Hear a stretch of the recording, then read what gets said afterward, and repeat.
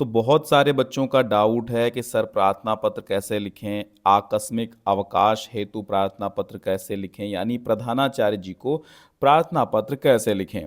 तो आज उनकी समस्या का मैं समाधान किए दे रहा हूँ। आकस्मिक अवकाश हेतु प्रधानाचार्य को प्रार्थना पत्र कैसे लिखना है, 2 दिनों के अवकाश के लिए, 1 दिनों के अवकाश के लिए प्रधानाचार्य को प्रार्थना पत्र कैसे लिखना है। तो सबसे पहले एक स्केच ले लेंगे, 2 से 3 रुपए के बीच में आता है।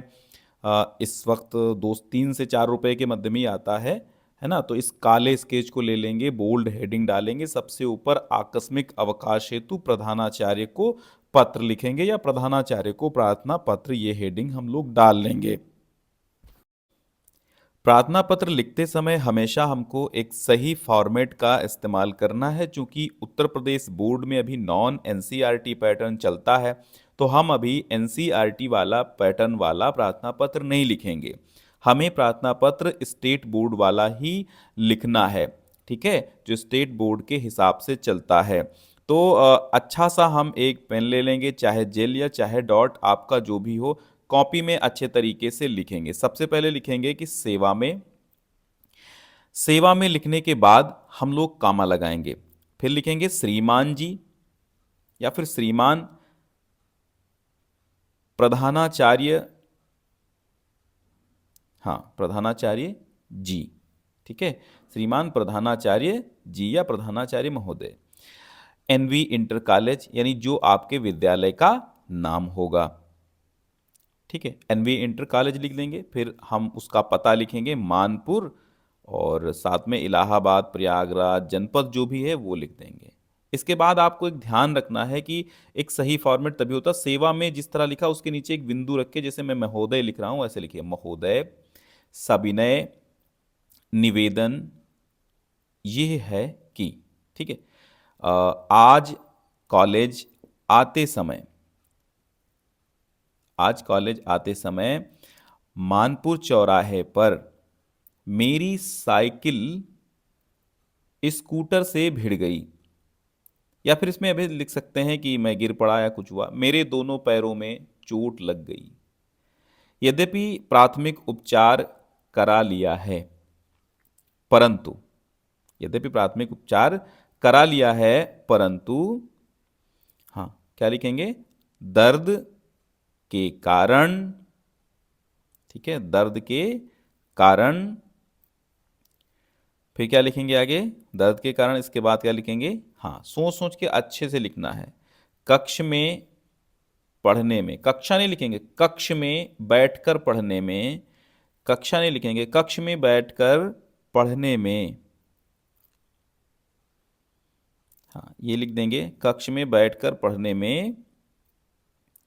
फिर अच्छे तरीके से लिखना है, राइटिंग बना बना के एक सही फॉर्मेट में, असमर्थ हूं, कक्ष में बैठकर पढ़ने में असमर्थ हूं, ठीक है। इसके बाद पूर्ण विराम लगाएंगे। सभी बिंदुओं को ध्यान से देखना है, पूर्ण विराम लगाना है, जहां पे कामा लगना है वहां पे आपको कामा लगाना है, ठीक है। क्या लिखेंगे कि दर्द के कारण कक्ष में बैठकर पढ़ने में असमर्थ हूं। इसके बाद क्या लिखेंगे, पूर्ण विराम लगाने के बाद फिर लिखेंगे अतः। अतः लिखिए या इसलिए लिखिए, अतः, हाँ थोड़ा सा, अतः लिखने के बाद लिखिए अतः आज दिनांक, या लिख सकते हैं अतः आपसे, ठीक है। निवेदन है, आपसे निवेदन है। क्या निवेदन है भाई, भाई हम छुट्टी मांग रहे हैं तो क्या निवेदन है, निवेदन है कि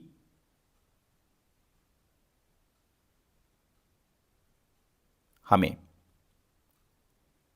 या मुझे या मुझको, ठीक है। तो अतः आपसे निवेदन है कि मुझे, अब जितना अवकाश आपको लेना है, 2 दिन का, 1 दिन का, 3 दिन का, 5 दिन का, जो भी लेना है, कि मुझे 2 दिन का, अब 2 दिन वो कौन से 2 दिन आपको लेना है वो दिनांक डालनी बहुत जरूरी है, ठीक है। ये नहीं कि मुझे 2 दिन का, किसी भी 2 दिन का नहीं, आप वो लिखिए कि मुझे 2 दिन कौन से दिन लेना है, क्या अवकाश। तो आप लिखिए अतः आपसे निवेदन है कि मुझे 2 दिन 15 व 16 दिसंबर, ठीक है। चूंकि अगर आप दिनांक नहीं लिखेंगे तो एक सही पत्र नहीं माना जाएगा। भाई सही पत्र तो वही होगा प्रार्थना छुट्टी के लिए कि उसमें एक दिनांक डाली जाए।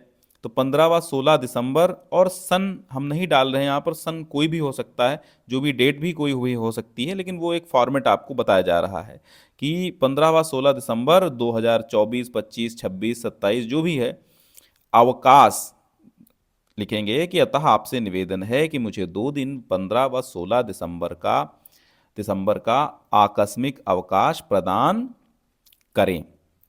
ठीक है, आकस्मिक अवकाश प्रदान करें या प्रदान करने की कृपा करें।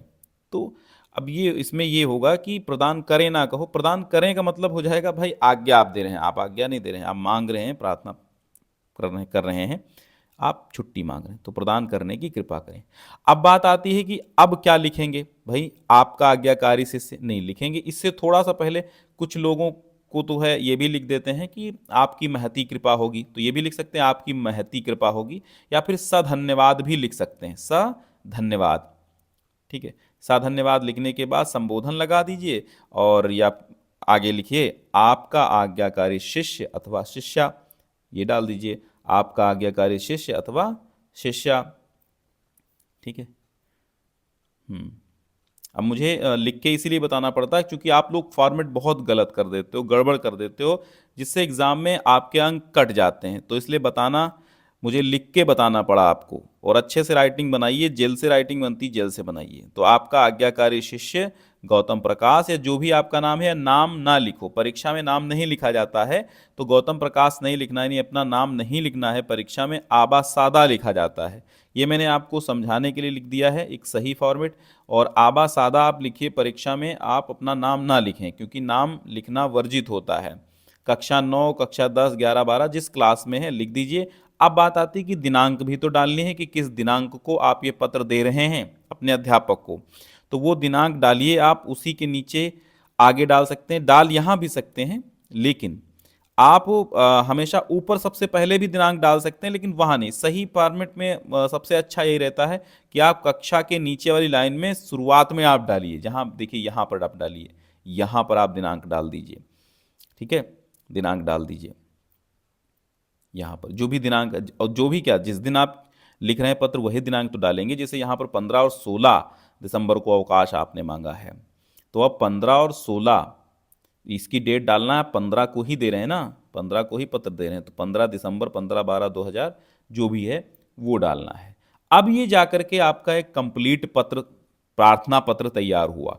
अवकाश हेतु प्रधानाचार्य को प्रार्थना पत्र ये तैयार हुआ। तो इसी तरह आप लिख करके अपनी कॉपी में भी आएँ, चूँकि कॉपी में आप लोग गड़बड़ कर देते हैं तो अंक कट जाते हैं। अच्छे अंक पाने के लिए आपको अच्छे तरीके से लिखना पड़ेगा। कंप्लीट एक बार स्क्रीनशॉट लेकर के आप रख सकते हैं इसको, इसी तरह आपको लिखना है।